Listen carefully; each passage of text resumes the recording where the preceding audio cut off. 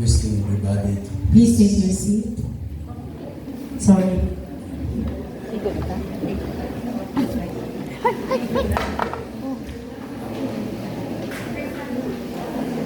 Sorry. Ito. Namatay ng iba na. Okay.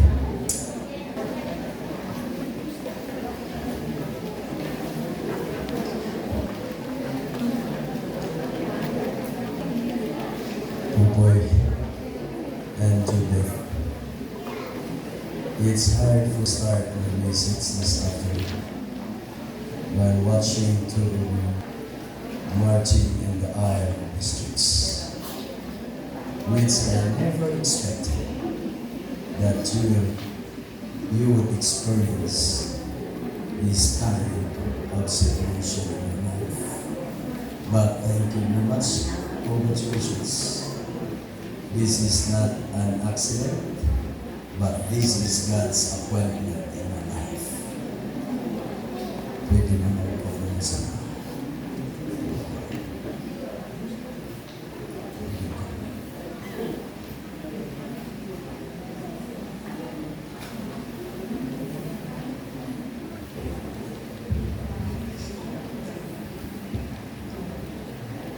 You know, I'm quite emotional while watching Judith marching, coming to this area right now. Nagtulog yan. Siguro na ay mga mixed feelings that it's nice what is in my mind to do. How I wish when we march in this church na ang kaimong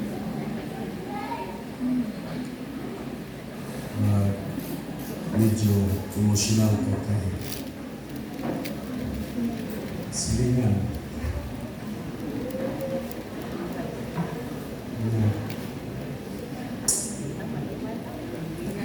I feel them that they are part of my family.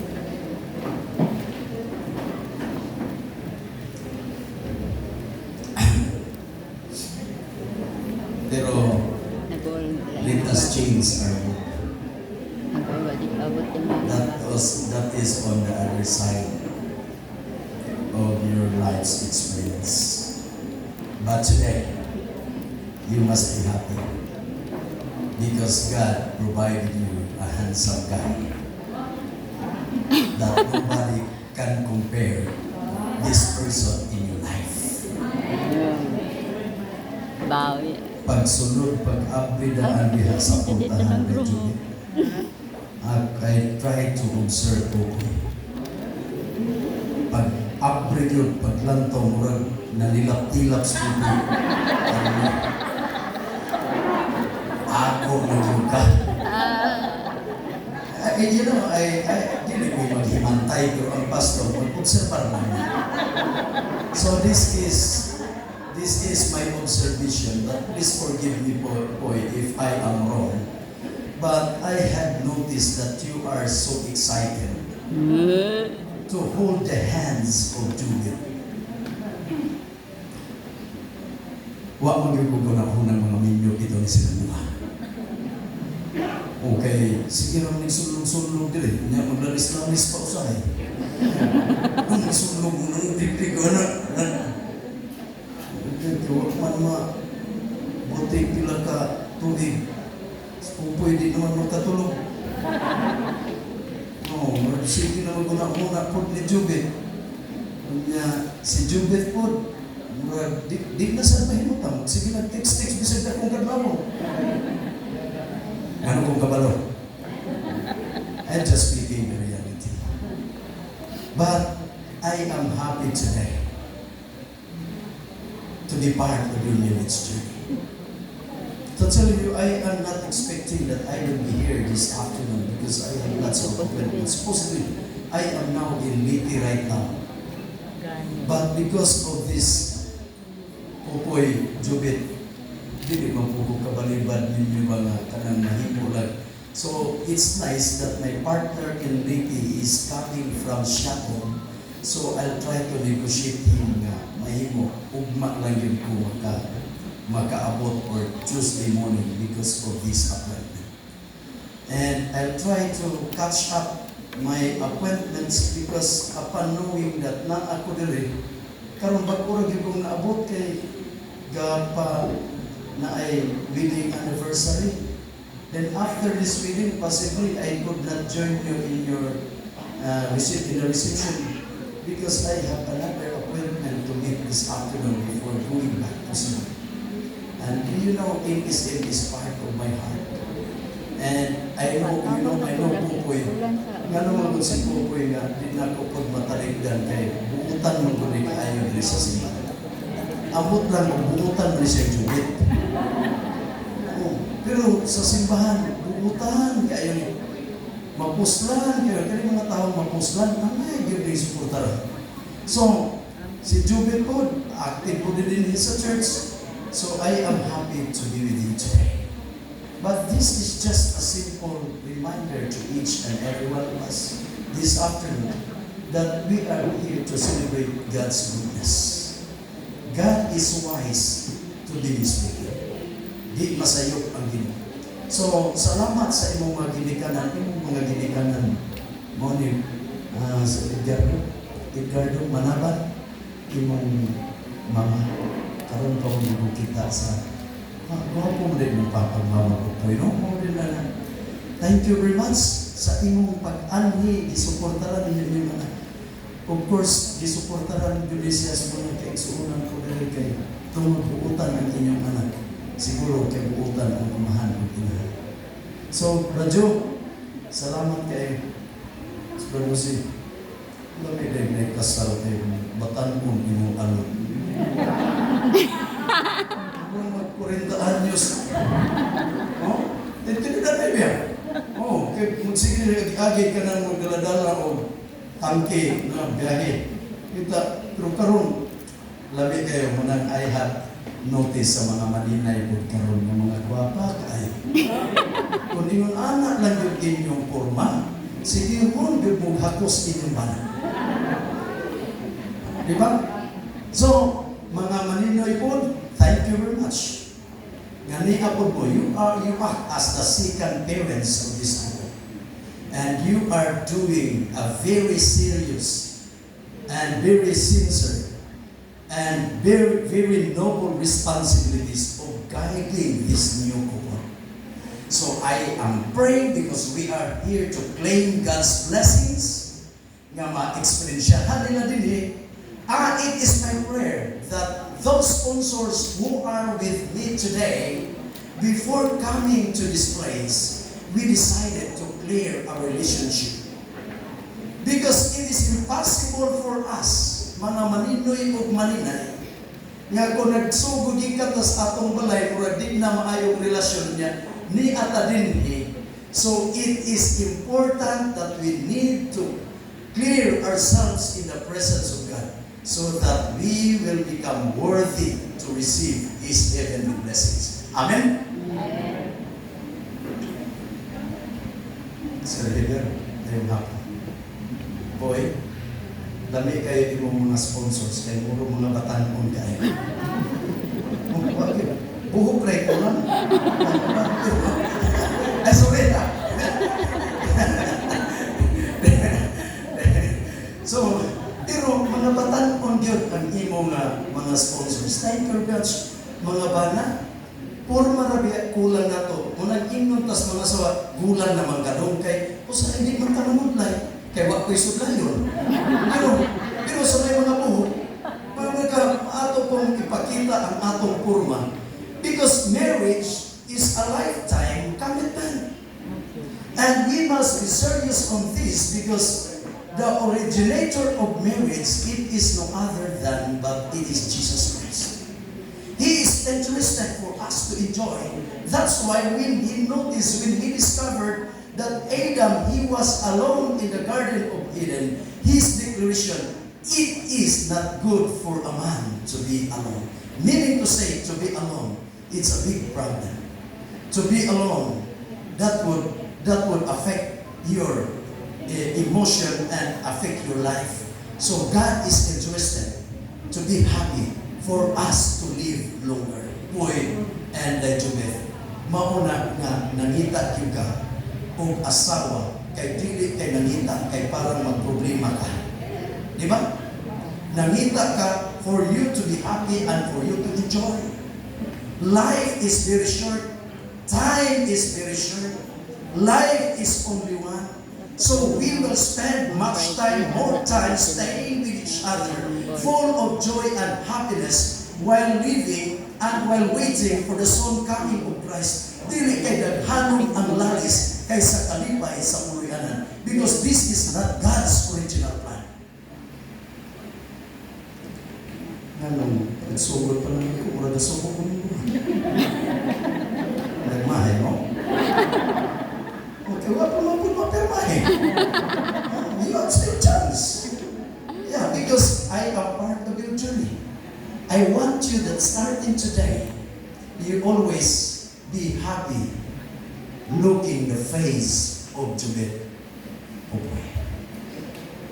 Dili kayo, Pastor, sa tawag ako, daghan ng gwapa, pero gusto rin gwapa si Jubeth. Diba? Hindi na mausupon. Kasi mga anak mo, niya kan Pastor sa iyo kaya ko. Dagham din wapa o sa rin nagpertima utak sa Jubeth na lang. Muna, I want you to experience to be happy. Because, you know, there are couples today, of course. Nga murag, lamitan lang tawon sa gawas, pero sulod sa palay. We don't have harmony and we never experience peaceful life and peaceful relationship. God is interested for us to be happy. You will not, don't say because I have to marry Jubeth because she's already a good pastor. I have to marry Pukoy kay nakagraduate na sa Pukoy. Education could not pay happiness, could not give you happiness in your life.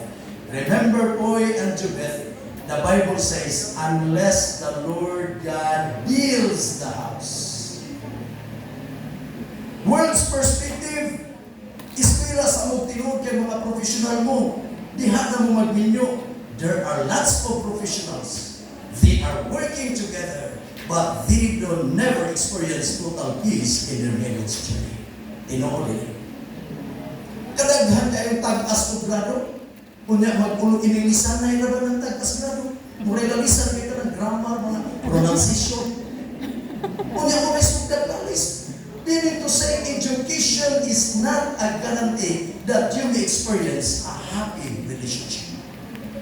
Others said, the world says, if you want to experience total happiness, if you have much money in the bank, pero daghan ko'y nga naay mga kwarta karon, wala ko'y kalipay ka naglalis kay naanay kwarta, iya naman naay kapital, naanay kapulang. Money could not buy happiness. The only way that you may experience peaceful life and joyful life when you always sing, when God is in the family, love is always there. When God is in the family, we're closer together. Posible na ay lalis na ipag-away, pagkabingkil sa uluyanan because we lost our connection. We forgot to invite Jesus. So, unless the Lord God builds the house, your labor is in vain. Daghang gwapo balay po'y dahil Jubeth. Pero matulog magabi tag sa kwarto kay wak na italipay. But I am praying that you had to experience because God is expecting us and we are also reminded today that marriage is a precious gift that we receive from the Lord. Meaning precious inyo ng ampingan.